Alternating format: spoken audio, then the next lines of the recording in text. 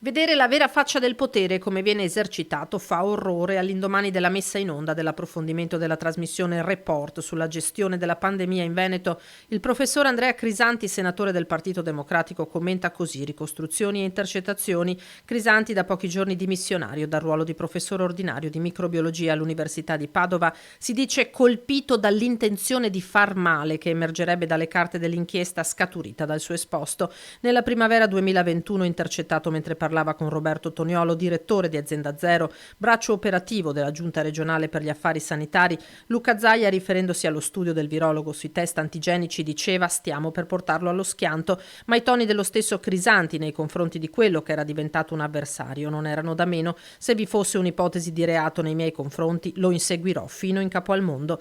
Da qui la decisione di lasciare la cattedra, mentre la guerra dei tamponi impiegati nella seconda ondata del virus arriva alle battute finali, quelle più cruente. Dopo 2 anni di scontri tra i due ex alleati contro il Covid, un sodalizio iniziato a Vo che è andato via via frantumandosi. Le intercettazioni rivelate da Report potrebbero convincere il virologo a depositare una denuncia per diffamazione nei confronti del presidente del Veneto. Sono molto gravi, afferma Crisanti, e testimoniano ancora una volta l'atteggiamento intimidatorio nei miei confronti.